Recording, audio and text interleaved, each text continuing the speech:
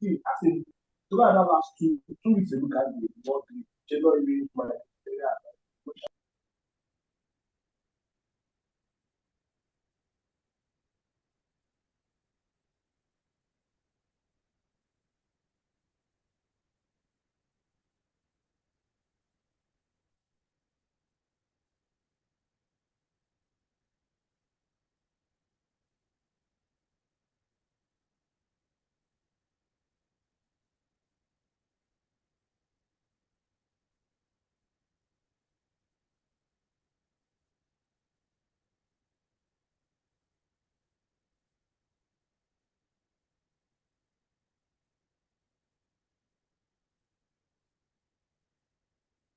Hello, everyone. Welcome to today's session. Still your facilitator, Dr. Chukwudi Okonkwo, and the course is CRD 305, and we have advanced really far into this course. So if you are joining us, know that we've had 4 sessions, including the introduction session, is a facilitation session. So it's important to catch up. Okay. Today we'll be talking about something quite well, we say it's common, general to rural environment. You said? And we mute ourselves when we join. All right. Okay. So today we'll be talking about some typical problems of rural areas. We'll be talking about some typical problems of rural areas and the problems of rural development in Nigeria specifically. So it's important to note that these are unique environments. It may not be problems relating to rural development in other countries, but these are problems that are observable in the Nigerian environment.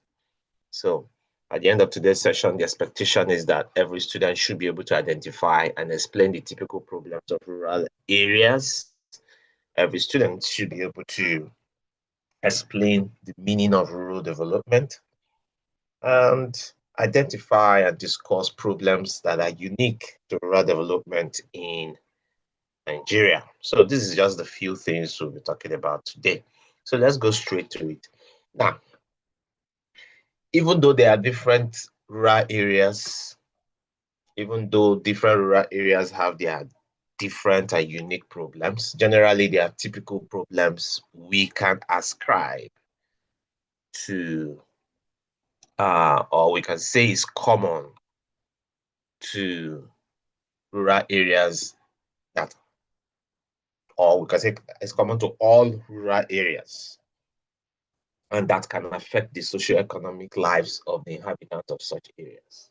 Now, such problems accumulate in rural-urban drift. That is, they tend to trigger rural inhabitants to move from the rural areas to the urban areas.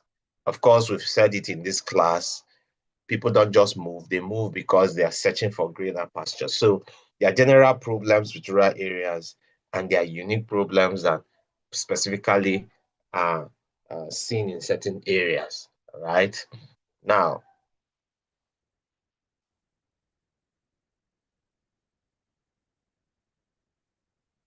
so we will be discussing these typical problems of rural areas so that rural developers will take cognizance of them. And I know that we have rural developers in our midst.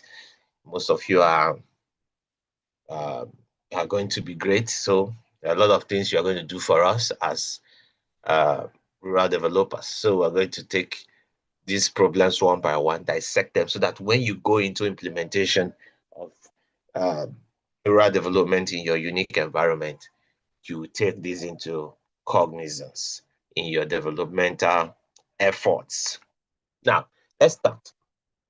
Okay, I've taken us back. All right. Now, the first is low income and unemployment. Low income and unemployment. These are typical problems among the rural areas. Excuse me. Okay. So we say rural areas experience low income, and as a result of that, employment level is low. Now, these problems can emerge in different ways. There's different ways they show up themselves in different areas. It can emerge as problems with labor force. It can emerge as low labor productivity. It can emerge as low price for agricultural products. Okay. So when we say rural areas typically have low income and low employment, it just simply means that in the aspect of their payment for labor is low, payment for labor force is low, payment of their produce, because rural dwellers are typically agrarian, payment for the agricultural products is low compared with the same labor capacity in the urban area, the same labor productivity or labor force in the urban area. Now, typical features of rural area is the surplus of labor force due to fewer jobs that are open. Of course, you know, if you have a lot of people that are open to work and there's no much work, what will happen? It simply means that the labor market will be congested and people will not have enough to do.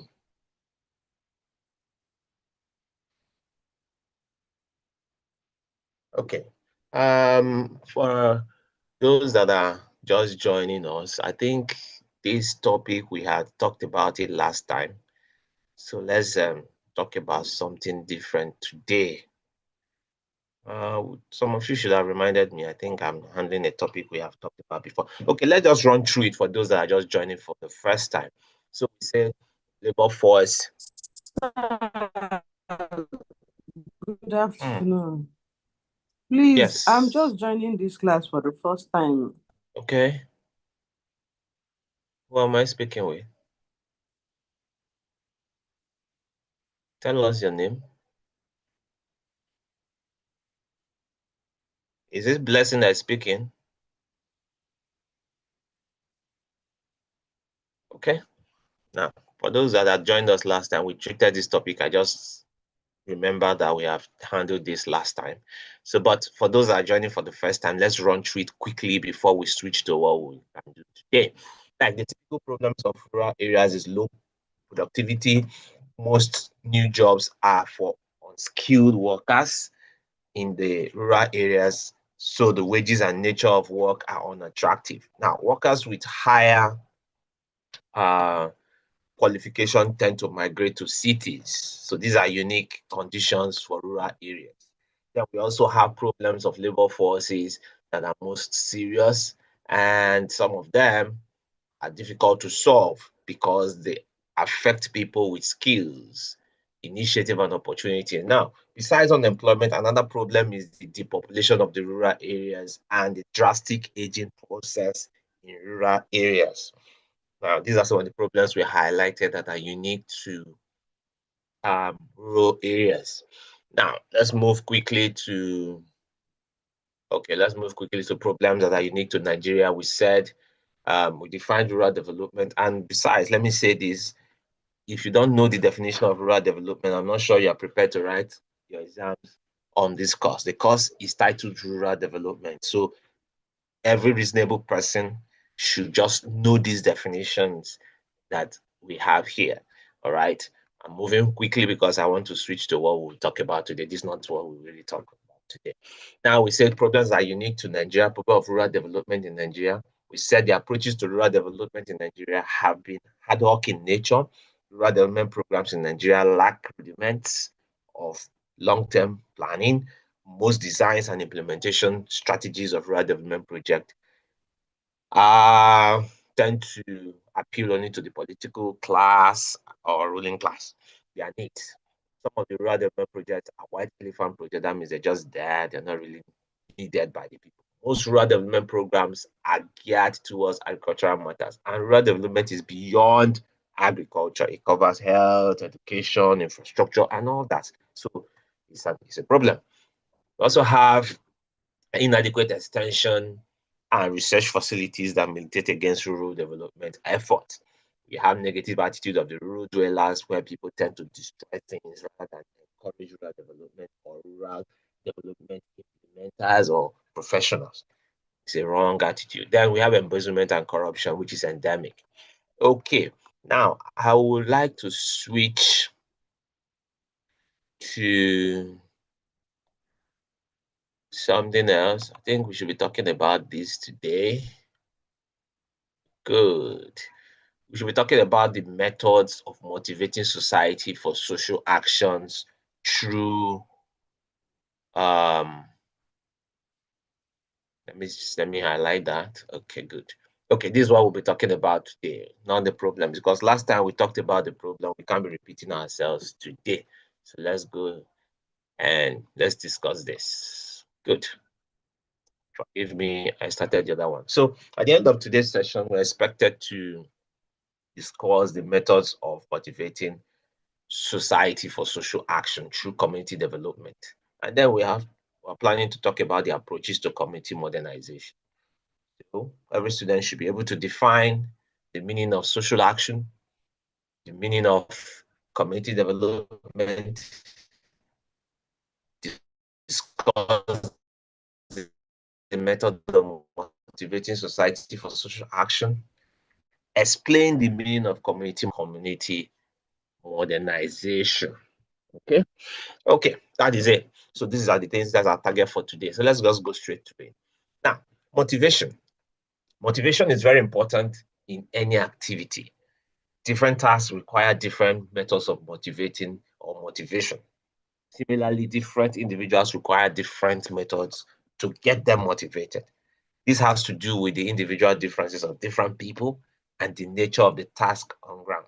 For example, in some organization, if you promote some people, they are motivated. While in some organization, if you give them extra money, extra remuneration, they are motivated.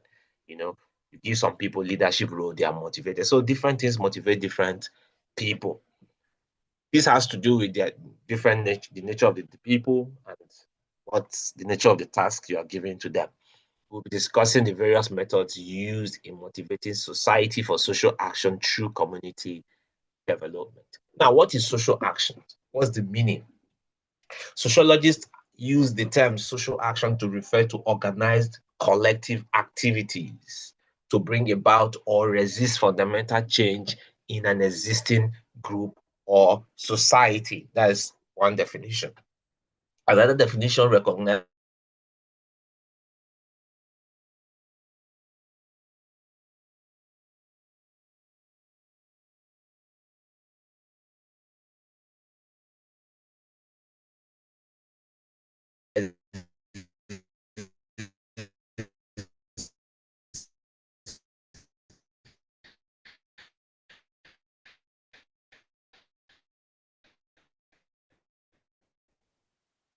the special importance of social change as collective enterprises in the action of the Nigerian Labour Congress in recent times and in the past. It's referred to as social action, collective enterprise, to establish a new order of life. Trade unions have also done things like that. There was a group called Bring Back Our Girls, BBOG, that existed during the tenure of, I think, Goodluck Jonathan as president. Then we have the movement for emancipation of Niger Delta men and some other groups that have created several collective actions that has changed the order of life in our society. Whether you like it or not, their actions have these actions have far-reaching implications. Now, members of each social action stepped outside traditional channels for bringing about social change. Note this. Yet had a notable influence on public policy. Equally, dramatic collective efforts in Eastern Europe Just like we had it in the East here, of course, there's this group of people that are agitating for secession in the East. They are trying to achieve a collective enterprise, a collective action, and they're trying to change or establish a new order of life.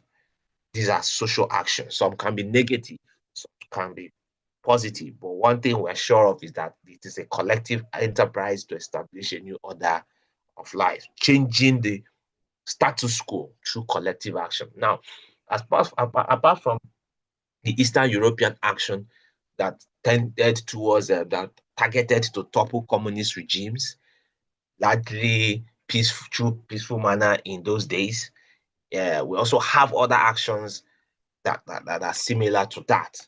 Now, even when these social action groups are unsuccessful, social action contributes to formation of public opinion. People now start discussing possibilities. People now discussing impacts. People now discussing different dimensions of that action. Moreover, functionalists view social movement as training ground for leaders of political establishment. Take the case of fighting of apartheid in South Africa. Of course, you know the name Nelson Mandela. Apartheid has been fought and won, and the name became very notable. All right, it brought about a new norm, a new way of doing something. You see that. Now we also have heads of states like Cuba, Fidel Castro, though he's late, and Nelson Mandela, though they're late. They came from these social actions that were fighting one particular social norm or the other, or anomaly or the other. And after serving in such social action groups, they now evolved into political leaders. All right.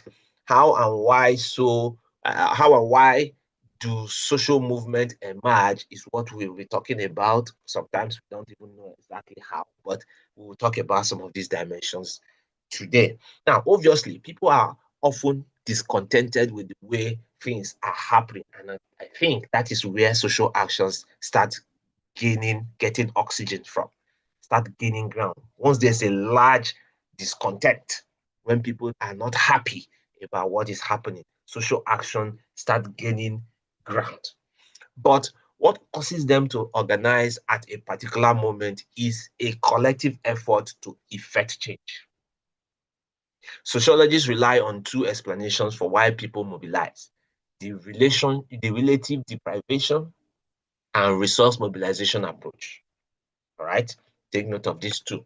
Now, let's talk about community development, because apart from social action, sometimes these social actions are needed to bring about community development. So, what is the meaning of community development? The United Nations Organization defines community development as the process which the efforts of people themselves are united with those of the government authorities to bring about economic, social, cultural conditions of community, to bring about improvement in the economic, social, and cultural conditions of the communities, to integrate those communities into the life of the nation, and to enable them contribute fully to national progress. Community development can also be defined as a process of social action in which people of the community organize themselves. Note, the key word is that the people that are in that community organize themselves for the identification of their problems, planning and taking action to meet those needs with maximum reliance on their own initiative and resources, then supplemented with assistance in any form from government and non-governmental organizations.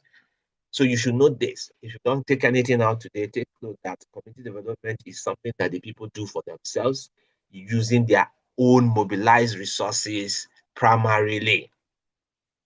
Okay. As seen from the definition, community development is defined from different perspectives.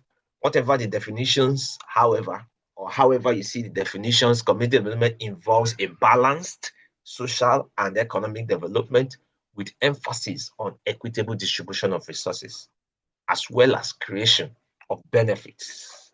Community development also involves the concerted effort of the people. You see that, of the people of a given community, government and non-governmental organizations, towards the upliftment of the standard of living of the people in a particular area. What are we now saying? Any effort made to ensure the advancement of any community in terms of community development is what is referred to as community development, with the people being involved. Such advancement could be social, economic, political, or cultural. All right. Now, although the concept and definition of community development could vary according to the discipline that is trying to define it, according to the orientation of one that is defining it, some common elements in all definitions include this. One, community development is a process of involving joint efforts and different approaches. Two, it can be carried out by governmental and non-governmental agencies. National Youth Corps can also do that. Philanthropists can do that. Three, it involves the use of people's initiative and resources. We mentioned this before. Four, assistance can also be obtained from outside the community area for community development. And then we have five, it aims at improving the living condition of the people of that community. This could be socially,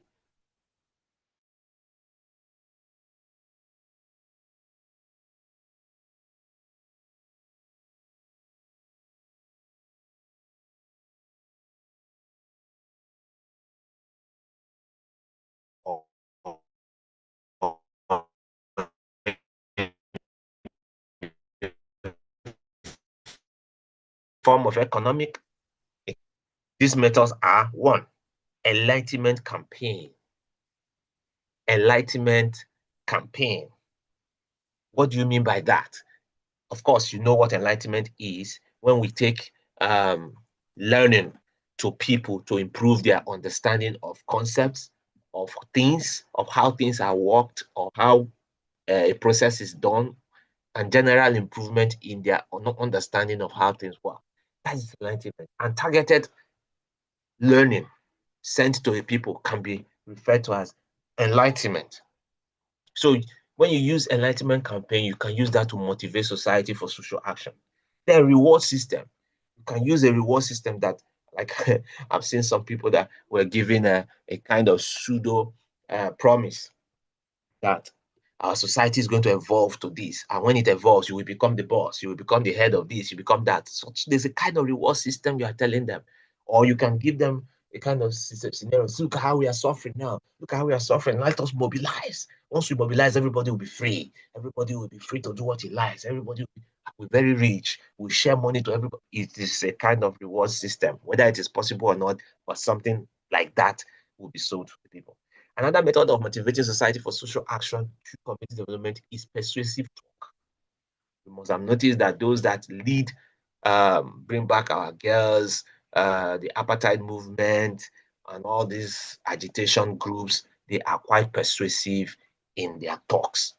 Number four, involvement of community members in decision making. Once you carry people along in decision making, you are likely to motivate them for action. Now, number five, use of bottom-top approach. That is, don't dish down rules down to the people down there. No, go down there and stimulate them to come up with the same rule you want to implement. Bottom-top approach in developmental projects. Let them suggest the project that will be done before you implement it. That way, they see themselves as being part of the system. Then number six, involvement of local communities in spontaneous community development activities. Placing emphasis on community felt needs is the seventh. Now, what are the approaches to community modernization? Before we start talking about approaches to community modernization, the key question is, what is community modernization? Community modernization is synonymous with the meaning of community development, all right? Community modernization, according to Harambos and Horborn, says that community modernization is the process of social action in which people of the community organize themselves for the identification of their needs, planning and taking action to meet those needs with maximum reliance on their own initiative and resources, supplemented with assistance in any form from government and organization, what do you call it? Non-governmental organization. Now, what you will get to take out from this is this definition is really very similar with community development See? Now, another definition is that it is the ability of the people to use their traditional institutions and creativity to initiate self-help projects aimed at responding positively to the problems of their environment. Although the onus for initiating such projects lies with the members of the community, they do not necessarily have to conclude them alone. So the members of the community push for this, but they could get help from outside, from without. Now, the idea is that in initiating the project, a particular community must have identified its most pressing and generally acknowledged needs. This is a democratic, people-centered model of community development, which tries to satisfy the basic needs of the people. Now, let's talk about the approaches to community modernization. Now, the first is social development approach. This approach aims to improve the personal qualities of the individuals in the community and not material positions. It involves the integration of social and economic development programs along with mass literacy. You see, the target for this particular social development approach is to improve personal qualities of the individuals in the community, right? And you can't do that without this social development approach. The second is community work group approach. This approach emphasizes on group social action, which has more impact on the community than the individual action directed at the community. That is, let's work together as a group, as a community. Let's generate money or mobilize cash as a group, not individuals. So they are emphasizing group social actions. Now, the third is idealistic approach.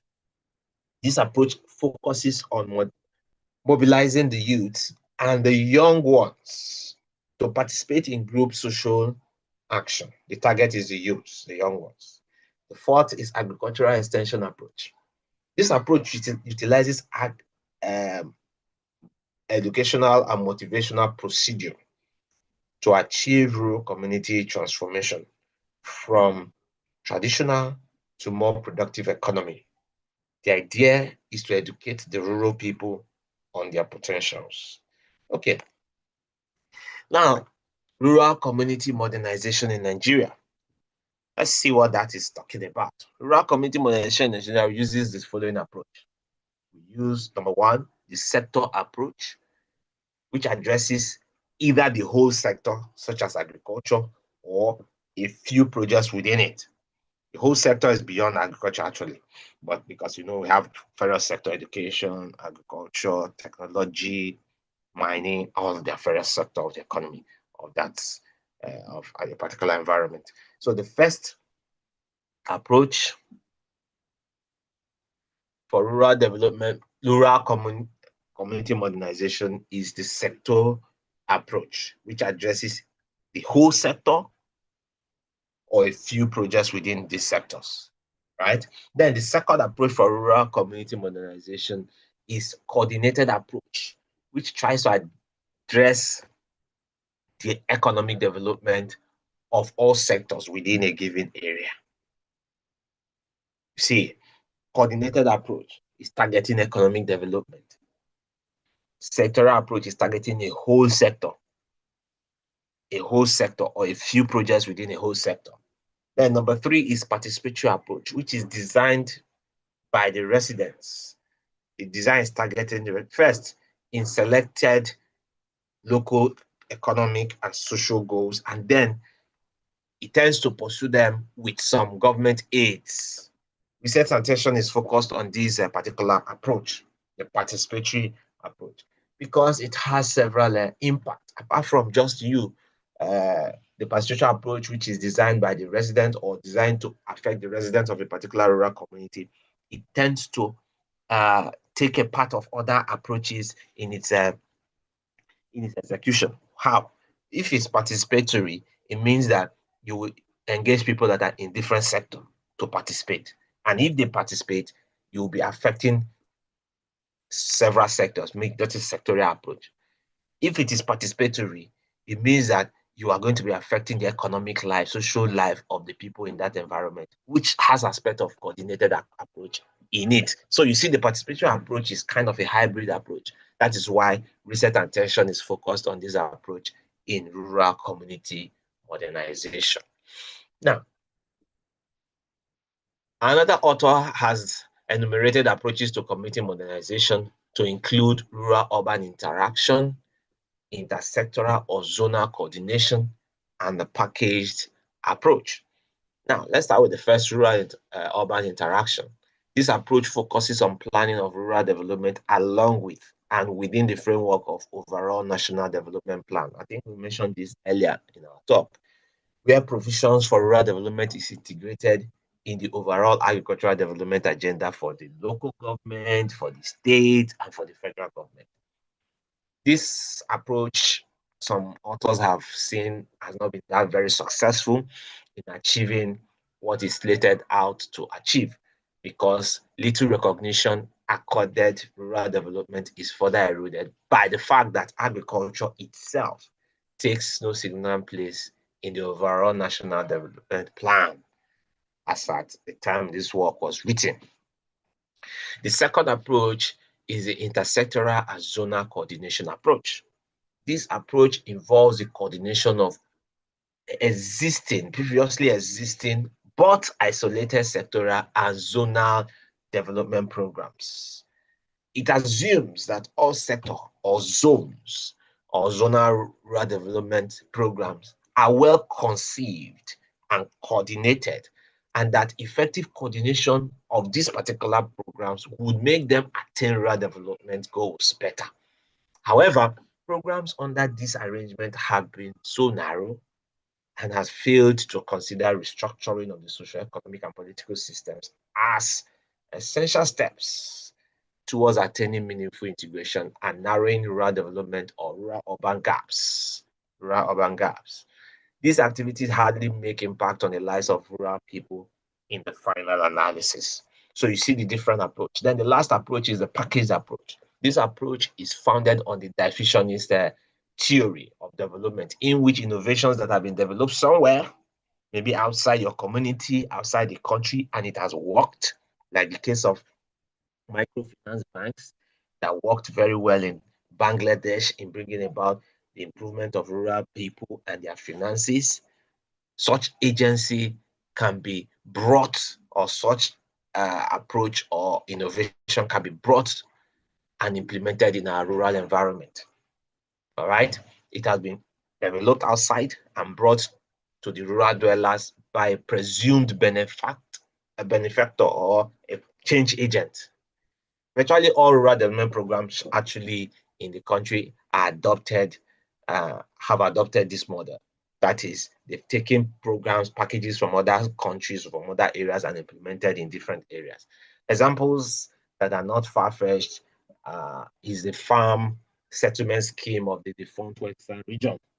Then we have the Operation Feed the Nation. I think it was the first tenure of Obasanjo when he was a military leader, I think around 1970 something. Then the National Accelerated Food Production Program, NAFPA, and then the ADP program, among other programs. These programs were developed somewhere else and we adapted it to our own client. However, it is disappointing to observe that all these programs have not resulted in meaningful rural development. It doesn't mean they don't have any impact, but the impact is not that very, very, very significant. Okay, now that is about it for today, but we have to ask a bit of questions. Now, I'll ask you to unmute yourself because I would like to ask some questions. I'll ask some question at this point. All right. Now, my first question is this.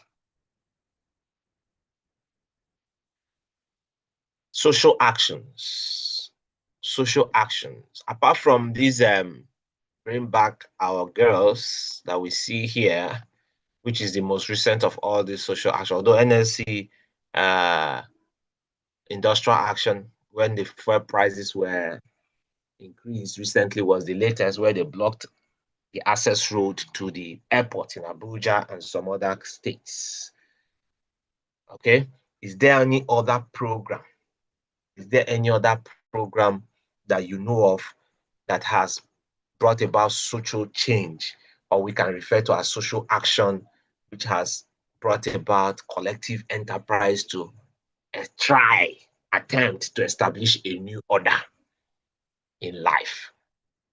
In our climb, at least in our climb, no matter the place you are in Nigeria and listening to me, is there anyone you know that it's not listed here? I'm talking about social action now. So, can anyone attempt that? Or should I start calling names?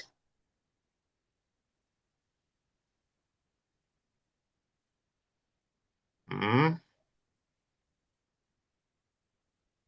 Okay, I want to say I don't know if that one is the NLC you're talking about, but I want to talk about the fuel subsidy campaign then. Okay. But after the campaign, there was no, during Goodluck Jonathan, there was a campaign of Yeah. subsidy removal, which was reverted. So, but recent time, there was nothing like such again. So, I don't know. That one was only during Goodluck Jonathan. But after Goodluck Jonathan, subsequent ones were not yielding fruit. I think.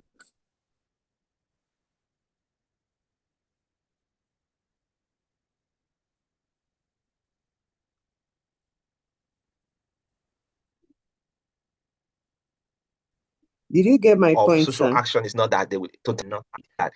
Yes, I did. I heard you. That the protest and kind of action that was taken against subsidy at a point uh, during Goodluck Jonathan's Yes, time, like a social action. yes. Yet it was quite enormous at that time. So the government couldn't go through with the subsidy because of that. And for me, it was not a total loss, really.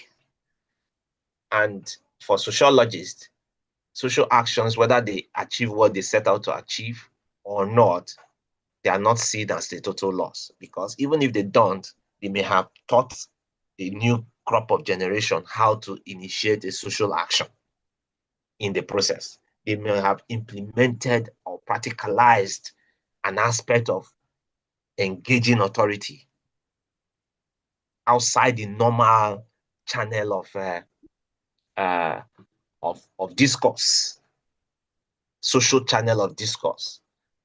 So, because if you look at the core of the definition of how people have described social action, it says it refers to organized collective activities to bring about or resist fundamental change in an existing group or society. The target is collective action, collective enterprise to establish a new order of life. You see it? So the Bring Back Our Girls was initiated because some girls were kidnapped. I don't know whether till date some of them have come back. But I know they were coming back in batches, but I couldn't take note of the total number. And that is social action for you. In its minute state, some students have brought about social action in their campuses where probably they don't have water. I remember one campus I was involved in, at least close by me at the time. The water was not flowing, and the students were taking it, struggling to get water. They went outside and all that, struggled and struggled. And one day it got to a head. They mobilized, carried their buckets, carried their plastic cups and everything, and sat in front of the school gate. Disrupted the entire school activity that day because they didn't have water. Of course, when students are with buckets, cups on their nightgowns and shorts in front of the school gate, that triggered a lot of action from the school authority to investigate what is wrong with their water system. Even if they didn't get the answer to what they hope or to their problems on that day. But one thing was clear to the authorities that these students were ready to take action. And knowing that they are ready to take action tends to affect their decision making in certain ways. So that's social action for you. I don't know if you have any question to ask. I don't know. Yes. Daniel, you can ask your question. Okay. Good evening, sir. Good evening, class. Good evening. Okay. I quickly want to refer to EndSARS protests during 2020, whereby there was a gathering by different people, yes, and that led to a lot of things being stopped in Lagos State, e.g., like the toll gate collection that they used to collect in the Lekki Express, and because of that, it has been stopped since that time. They've not been collecting money, and I think, I don't know if I should call it a social action, whereby because people come together and it led to a certain stoppage of collecting money in the area. Yes. The EndSARS protest, it had a lot of impact. When we discuss in class, we try to be quite objective as much as we can. The EndSARS, from the government perspective, the government will not like it because it was the government infrastructure that was being attacked. However, if you look at it carefully, you will notice that EndSARS was tagged EndSARS, which is supposed to be protest against the activities of SARS, the Special Anti-Robbery Squad. Is that not what it was supposed to be? However, yes, you realize that the issues that were tabulated by let's call them the mouthpiece of the protest, had SARS in it, but has so many things they wanted to change in the process. One of the things for me, I was looking at the entire situation. I know it has other undertones, but let's examine what we can observably see, facts we can see. Before the protest was triggered, there was this widespread, I think the internet was disrupted by government at a point. Of course, that was a common denominator that touched everybody, because I know SARS may not have beaten everybody, arrested everybody, touched everybody, but the internet touched more people. And that was one of the things that triggered this kind of success in that social action. Remember, we talked about approaches to, or methods to motivate society for social action. You see the page I am on now. There was something that cutting of the internet, access to the internet, probably to Twitter and some other pages that the government said people couldn't access at the time. It made the people that push for EndSARS to easily campaign for action. That is number one. That if they can cut Twitter, that means they can cut many other things. Let's start now before it gets worse. So you see, once there's a common denominator that can affect everybody, it's easy to motivate the society for action. It's easy. But if you can't get something that can affect everybody, when you try motivating, people see reasons not to join you. You see it. Let me give an example with Enugu State. Enugu State is in the southeast, and the southeast has experienced a lot of instability because of agitation and all these, a lot of agitation because of some secessionists that wants this east to secede from Nigeria. Now, the government came. I'm giving you this information because I tend to have some of them. The government came in 2023 and decided that they would take development to all the aspects of the community, all the local governments of the community. Before, there was this gentleman arrangement that someone from maybe Enugu South will become governor. He will focus on his side and touch the other side small. Someone from Enugu East will focus on his side as a governor and touch the other side small. Then someone from Enugu North, that kind of a arrangement where they rotate the governorship. Now, this particular governor, because of the socio-political environment he found himself when he showed up, decided to take development into all the local government at once. Now, because of that, those people selling the campaign for disrupt the government, could not sell a unifying campaign anymore. When you say the government has not affected us, they will look at their backyard and see a borehole, and see a good road, and see a smart school, and see an improved park. Every community had something positive the government was doing in their land at that point. So you see, that was how to dissuade a social action to bring about protest or agitation against the government. On the flip side, if the government is not doing something that will positively affect the people, what will the people do? They hang on to it because generally it's affecting everybody and protest. Let's take another case before we start rounding up. How many of you have received messages on your phone, WhatsApp group, where they say by January, without the tax team, you cannot do business, you cannot open account, you cannot do that? I don't know whether many of you have seen that message. If that message is implemented, it is a unifying force for protest, for social action. Because irrespective of where you are or who you are, all of us use bank accounts. So as the people are sending this message, people are getting ready. If January comes and people's accounts are shut down, I hope you know it is a fertile ground for social action. For those that are social, rural development specialists, sociologists, even government officials that are in our midst, you can sell it to the government. The government should, in this particular aspect, to mitigate the unifying enlightenment campaign, reward system campaign, persuasive campaign that can trigger social action. That one is a healthy one. They should stagger the implementation of such thing. You can say it's January, you start one day, you say, okay, we postponed it. You say it's in February, you start 2-3 days, you postpone it.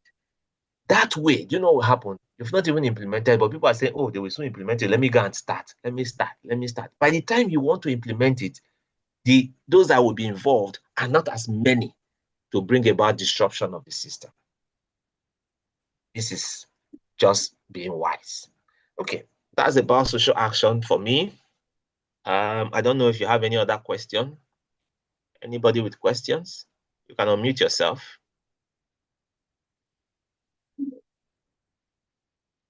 Let me don't do all the talking. Please, sir, what I want to ask is not related. What I want to say is not related to today, sir, but okay. I just want to, if there will be revision for the topics that you have treated before now, because this is my first time of joining the class. I've not been receiving mails, so I just saw this one yesterday. So I said, okay, I will. Okay. We intend to carry out a revision after we have attempted to explain or facilitate the entire course material. Course material. So it has intention. So I'm hoping that you will attend when I call for that. Because most people don't attend. They will say, will you do? And I said, okay, I will try. And on that day, I will see only 2 persons, probably just Blessing and myself. Though I try to always do that. Now, for all of us that are here, do well to click on that. I don't know if you can access the YouTube page from which we can still live right now. If you Okay. can, it will be very good. You click on the go to the chat box and you can see the chat. I put the link there. Click on it. You will see some of the videos we have done before now. And while you are there, don't forget to subscribe for the good things you can do for me. Okay. Now, Daniel, you want to say something? Yes, sir. Okay. So sorry, sir. There was a day I clicked on the YouTube link and it took me to the YouTube. Although I've already subscribed, I've already turned on my notification, but I think there was a class I missed because I was very busy the whole of last 2 weeks. So I wanted to click on that particular class, but it took me to another class that I really don't know that is my course or not. So I was confused about it, but I could not, watch that particular video. Assuming you knew the topic or you chat on the WhatsApp page, I will give you the exact one. Oh, okay, sir. Okay, sir. On YouTube, we don't tag it first class, second class, and third class. So it will be difficult for you to know which one is which. But like today now, you can go there and look at the live class. If you just go from my last live class. If you just go to the live, then you will see the one way. Like anybody that's not part of this class now, go live to that live where we had the last live streaming. You will see exactly what we are saying and hear all these things we are saying. Yes. Okay, sir. Thank you, sir. I think I will do that because a coursemate of mine who currently she's not available. She's asking me to send out the Zoom video, but I think the YouTube will be more easier for me to share with her than to share the Zoom link and password so she can download it. Yes, the school gave us the options of these two because some people can't access one, so they can access the other. So we just make the options open so that people can have more than one option. Like when we started the semester, the mailing system for the portal was not going very fast. So most people passed information through WhatsApp. Once you get information, you set, like for me, I set up a WhatsApp for my classes so my students could get information. If I get it, I'll post it there so they can post to other students. That way, we kept sending messages till the school portal mailing system is working now. So you can easily get mails and so on and so forth. So that's it. Okay, sir, please, can you send us the WhatsApp for this class? Okay, so that we can join. Okay, you're not even in the WhatsApp. Sorry. Yes. I hope you can access your school emails. Yes, sir. Okay, that's why you got this message this time. All right, let me get the WhatsApp and send it to you. Okay, this is it. Just check the chat. You will see it now. If you click on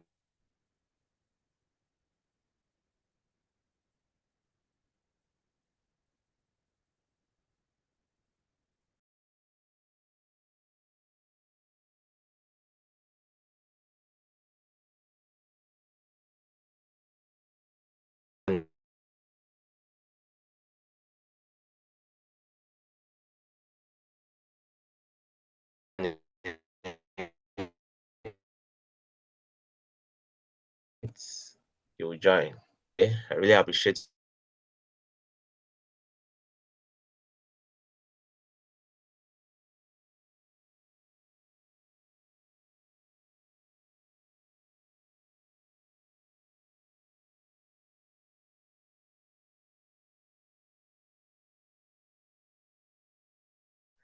Sorry, I was interrupted.